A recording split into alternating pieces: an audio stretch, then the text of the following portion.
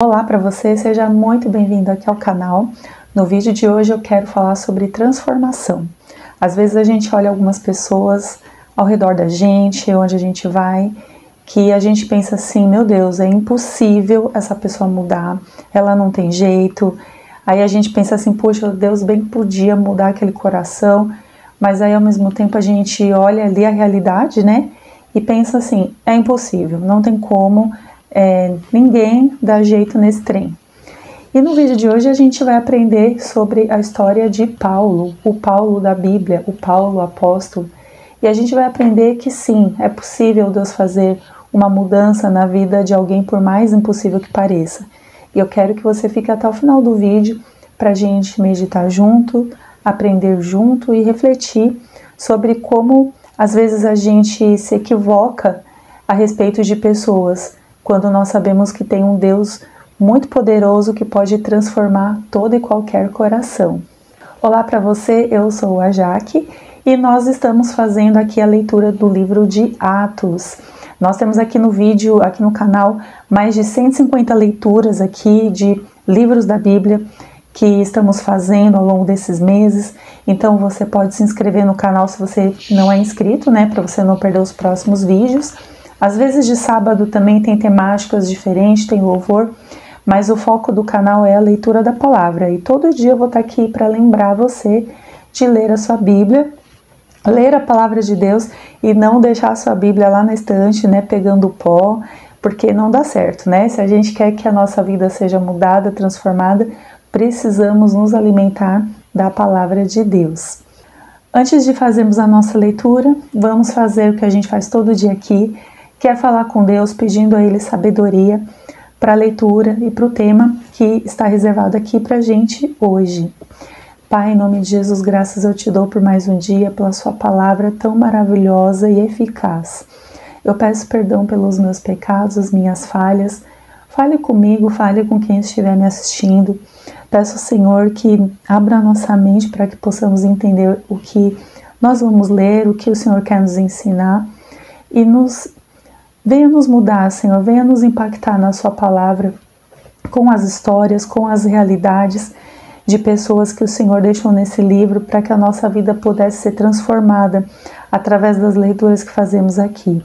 Em nome de Jesus, que o nosso coração seja ensinável, seja um coração totalmente confrontado e curado pela sua palavra.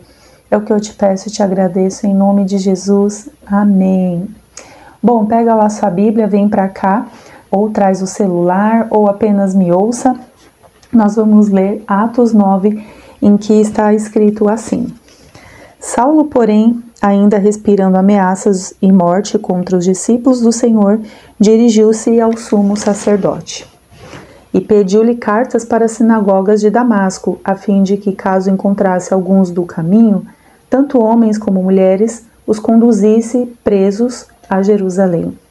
Mas, seguindo ele viagem e aproximando-se de Damasco, de repente uma luz resplandecente, vinda do céu, o cercou. E caindo por terra ouviu uma voz que lhe dizia: Saulo, Saulo, por que me persegues? E ele respondeu: Quem és tu, Senhor? O Senhor respondeu: Eu sou Jesus, a quem persegues. Mas levanta-te e entra na cidade, lá te será dito o que precisas fazer. Os homens que viajavam com ele, ouvindo a voz, caíram emudecidos, mas não viram ninguém. Saulo levantou-se do chão e, abrindo os olhos, não enxergava coisa alguma. Então, guiado pela mão, foi conduzido a Damasco. E ficou 3 dias sem enxergar, sem comer, nem beber. Havia em Damasco certo discípulo chamado Ananias. O Senhor lhe disse numa visão: Ananias? E ele respondeu: Aqui estou, Senhor. O Senhor lhe ordenou: Levanta-te e vai à rua chamada Direita e procura na casa de Judas um homem de Tarso, chamado Saulo. Ele está orando agora. E viu numa visão um homem chamado Ananias entrar e impor-lhe as mãos para que recuperasse a vista. Ananias respondeu: Senhor, ouvi de muitos acerca desse homem, quantos males tem feito aos teus santos em Jerusalém. E aqui está autorizado pelos principais sacerdotes para prender todos os que invocam o teu nome. Mas o Senhor lhe disse: Vai, porque ele é para mim um instrumento escolhido para levar o meu nome perante os gentios, reis e israelitas. Pois eu lhe mostrarei quanto lhe é necessário sofrer pelo meu nome. Ananias foi e entrou na casa e, impondo-lhe as mãos, disse: Saulo, irmão, o Senhor Jesus que te apareceu no caminho por onde vinhas, enviou-me para que voltes a enxergar e fique cheio do Espírito Santo. Logo, caíram-lhe dos olhos algo como umas escamas e ele recuperou a vista. Então, levantando-se, foi batizado. E tendo-se alimentado, fortaleceu-se. Saulo permaneceu alguns dias com os discípulos que estavam em Damasco. E logo passou a pregar Jesus nas sinagogas, dizendo ser ele o Filho de Deus. Todos os seus ouvintes admiravam-se e diziam: não é esse que em Jerusalém perseguia os que invocam esse nome? Ele não veio para cá a fim de levá-los presos aos principais sacerdotes?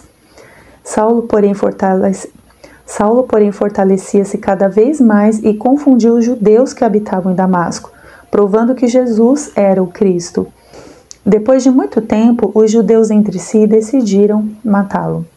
Mas os seus planos chegaram ao conhecimento de Saulo, e como vigiavam as portas da cidade dia e noite para tirar-lhe a vida, os discípulos, levando-o de noite, desceram-no pelo muro dentro de um cesto. Ao chegar em Jerusalém, Saulo procurou juntar seus discípulos, mas todos tinham medo dele e não acreditavam que ele fosse um discípulo. Então Barnabé, tomando-o consigo, levou-o aos apóstolos e lhes contou como no caminho ele vira o Senhor e que este lhe falara, e como em Damasco pregara corajosamente em nome de Jesus. Assim ele passou a andar com eles livremente em Jerusalém, pregando com coragem em nome do Senhor. Falava e debatia também com judeus de cultura grega, mas eles procuravam matá-lo. Quando os irmãos souberam disso, levaram-no até Cesareia e o enviaram a Tarso. Assim, a igreja desfrutava de paz em toda a Judéia, Galiléia e Samaria, sendo edificada e vivendo no temor do Senhor, e crescia em número pela coragem vinda do Espírito Santo. Aconteceu que, viajando Pedro por toda parte, chegou também aos santos que habitavam em Lida. Encontrou ali certo homem chamado Enéas, que havia 8 anos estava deitado numa cama, pois era paralítico. E Pedro lhe disse: Enéas, Jesus Cristo te cura, levanta-te e arruma a tua cama. Ele logo se levantou. E viram-no todos os que habitavam em Lida e Sarona, os quais se converteram ao Senhor. Havia em Jope uma discípula chamada Tabita, que traduzindo quer dizer Dorcas. Ela fazia muitas boas obras e dava esmolas. Aconteceu naqueles dias que ela adoeceu e morreu. E tendo lavado o corpo, colocaram-na num quarto na parte superior da casa. Como Lida era perto de Jope, quando os discípulos souberam que Pedro estava ali, enviaram-lhe 2 homens pedindo-lhe: não te demores em vir até nós. Pedro levantou-se e foi com eles. Quando chegou, levaram-no ao quarto de cima, e todas as viúvas o cercaram, chorando e mostrando-lhe as roupas e vestidos que Dorcas fizera enquanto estava com elas. Depois de fazer sair a todos, Pedro pôs-se de joelhos e orou. E voltando-se para o corpo, disse: Tabita, levanta-te. Ela abriu os olhos e, vendo Pedro, sentou-se.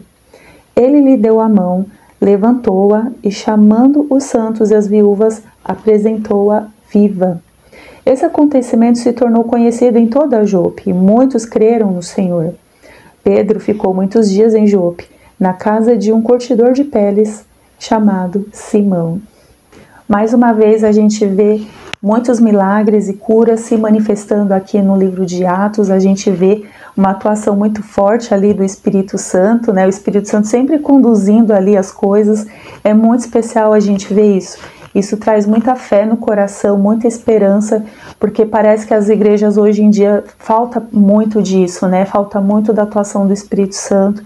A gente vê muita atuação do homem, né? A gente percebe que não tem nada de Deus ali, e quando a gente vem aqui para as Escrituras, vê todo o movimento do Espírito Santo, a gente vê como é especial perceber que Deus está agindo ali no meio da igreja, né? Porque Ele é o dono da igreja. E aqui a gente vê algumas histórias assim, importantes sobre a história de Dorcas, né? Uma mulher muito temente a Deus ali, que teve ali o seu milagre. A gente viu de um outro homem que era paralítico, mas eu quero trazer a atenção nesse vídeo a respeito de Saulo, que é o Paulo da Bíblia, como eu disse no começo do vídeo. É muito interessante, gente, assim, eu não sei se, por exemplo, quem vai à igreja ou assiste vídeos no YouTube de pregação, coisas assim, sempre tem aquela pessoa que fala assim, né? O apóstolo Paulo escreveu várias cartas da Bíblia, né? Os teólogos amam falar isso, né? A gente tem aquelas pessoas que falam assim, nossa, eu admiro o apóstolo Paulo, eu queria ser como ele.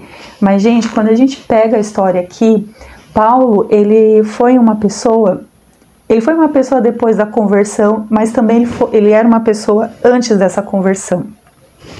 Ele era um total perseguidor da igreja. Ele era aquela pessoa que realmente caçava ali os cristãos, caçavam ali os crentes para matar, para destruir. Ele era aquela pessoa, assim, totalmente perseguidora da igreja, né? A gente, inclusive, vai se lembrar de Saulo, né? Vou falar Saulo aqui, no vídeo, por exemplo, que eu fiz sobre Estevão. Ali a Bíblia fala que Saulo aprovou a morte de Estevão. Estevão, um homem totalmente temente ao Senhor, ali que morreu, né, através de pedradas, né, e viu ali a glória de Deus, e Saulo aprovou a sua morte. É o que está escrito ali no livro de Atos, né?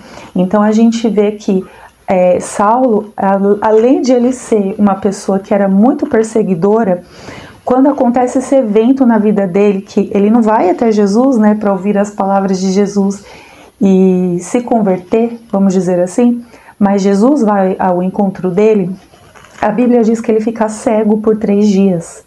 Ele fica sem comer nem beber, e aí eu que acho, uma opinião minha, que esse tempo é como se fosse um tempo para ele processar tudo aquilo, né, toda aquela mudança. Então ele teve um encontro com o próprio Cristo. E assim, a Bíblia diz que ele ficou totalmente cego, ele precisou da ajuda de Ananias, né? Ele precisou receber a oração de alguém, no caso, o servo Ananias, para que ele voltasse a enxergar. E Deus foi muito bom com ele, porque quando ele voltou a enxergar, ele também foi cheio do Espírito Santo. E é engraçado, gente, que quando uma pessoa ela é muito perseguidora, por mais assim que ela seja totalmente transformada ali por Deus, as pessoas não acreditam. Até Deus, quando vai falar com Ananias a respeito de Saulo, Ananias ele fala assim, mas Senhor, ele é uma pessoa que assim, ele persegue a igreja, né? A gente vê aqui no versículo 13, Senhor, eu ouvi de muitos acerca desse homem, quantos males tem feito aos teus santos em Jerusalém. Ou seja, na mente de Ananias, ele fala assim, Senhor, é quase isso, tá, gente? Eu estou viajando aqui, é mais ou menos assim, Senhor, será que é ele mesmo? Quantas coisas ruins eu ouvi a respeito desse homem. E Deus fala com Ananias, né? É ele, porque eu escolhi. E olha a obra de Deus na vida de Saulo, né? Deus o escolheu por quê? Para levar o meu nome perante gentios, reis israelitas. Alguns grupos de pessoas ali que Deus gostaria de alcançar só seriam alcançadas através de Paulo, de Paulo, né, por causa da cultura também que ele recebeu. Então só ele poderia chegar em certos públicos. Então ele era uma pessoa muito ali selecionada por Deus para que sofresse pela causa do evangelho e esse evangelho chegasse a essas pessoas. E veja bem que mesmo ele passando pelo processo de conversão, que para nós, né, parecia uma coisa impossível, né, como assim Paulo está se convertendo? Ele era o maior perseguidor ali da igreja, né? Mas Deus fez uma obra na vida dele, trouxe ali a conversão para ele, e até os discípulos não acreditaram que ele era uma pessoa que tinha tido encontro com Cristo. Olha o que diz o texto.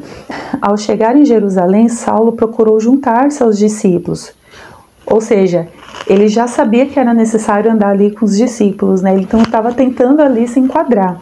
Aí a Bíblia diz, mas todos tinham medo e não acreditavam que ele fosse um discípulo, porque ele era muito perseguidor. Que garantia aqueles discípulos tinham de que Saulo realmente tinha se convertido? Ele podia estar lá no meio deles para fingir que era um convertido e de repente matar todo mundo. É o lado humano gritando ali naquela hora. E aí Barnabé é a pessoa que intercede ali por Saulo ali no meio dos discípulos, para que eles então o aceitem ali no grupo. E aí a Bíblia fala que para mim é uma das partes assim mais lindas dessa conversão, né? Que ele passou a andar com eles livremente em Jerusalém. A Bíblia fala no versículo 28, pregando com coragem no nome do Senhor. E, gente, essa palavra coragem, ela tá sendo frequente aqui. Eu já tô observando alguns capítulos, né? A Bíblia falando sobre as pessoas que pregavam ali com coragem, e aqui trazendo a figura de Saulo também fazendo isso, pregando com coragem. É aquilo que eu falei, é como se você tivesse que enfrentar todo um sistema. E aqui o próprio texto diz que aqueles judeus começaram a persegui-lo para matar, porque eles se sentiram traídos ali por Paulo. De repente, ele estava do lado dos judeus, dos caras, de repente ele muda de ideia, está do lado dos discípulos, que história é essa? Então as pessoas, elas não aceitavam. E a Bíblia diz, para a gente fazer um fechamento aqui, que a igreja ela desfrutava de paz em toda a Judéia. Então até a vinda dele, mesmo ele sendo conhecido pela forma que era conhecido, isso trouxe paz ali no ambiente da igreja, né? Porque a igreja ela era edificada e ela vivia no temor do Senhor. E aqui um ponto muito importante, e crescia em número pela coragem vinda do Espírito Santo. Então, a conversão de Paulo ela é marcada por vários eventos aqui, entre eles o crescimento numérico também da igreja, sabe? Às vezes isso aqui dá até um outro vídeo, mas assim, às vezes a gente pode pensar assim, como eu já ouvi algumas vezes, algumas pessoas dizerem assim, mas crescimento numérico não é importante, é só o crescimento espiritual. Não, gente, o crescimento espiritual, ele é tão importante quanto o crescimento numérico. E o crescimento numérico é dado por Deus. E aqui o próprio Deus, ele dava o crescimento numérico pela coragem também que eles tinham de pregar, através do Espírito Santo que eles recebiam, e aqui trazendo na figura de Saulo, né? Então, a gente pensa assim, é impossível para Deus transformar o coração de alguém? Não é. Mas e se essa pessoa não quiser receber, ela tá com o coração fechado ali para Jesus, né? Será que Deus pode fazer uma obra? Pode. Aqui no exemplo de Paulo, o próprio Cristo foi ao encontro dele. Ele era uma pessoa ali marcada, porque ele tinha ali, né, um propósito de Deus assim muito grande. Deus tinha algo muito específico para a vida dele, e Deus o escolheu Paulo ali. Então Deus fez a transformação necessária ali na vida dele. E é importante a gente pensar assim, Deus ele pode mudar todo e qualquer coração, sabe, gente? A gente não pode duvidar, não pode subestimar o poder de Deus. Então, ainda que a gente olhe para alguém e pense assim, é impossível Deus dar um jeito naquela pessoa. Não, não é. Deus pode transformar para o que Ele quer, para o propósito que Ele tem, para que o nome dele seja glorificado. E eu fico feliz de ver aqui isso acontecendo na vida do apóstolo Paulo, né? Aqui no momento ele é o Saulo, acabou de se converter, vai ter aí uma longa caminhada de fé, de ensino, mas é muito importante a gente conhecer o princípio da história dele, tá bom? Que Deus abençoe você, espero que esse vídeo tenha te abençoado. Fica firme na sua leitura e não desista, tá? A gente ainda tem muita coisa de Atos pra gente aprender nos próximos dias, tá bom? Que Deus abençoe você e até amanhã no próximo vídeo. Tchau, tchau!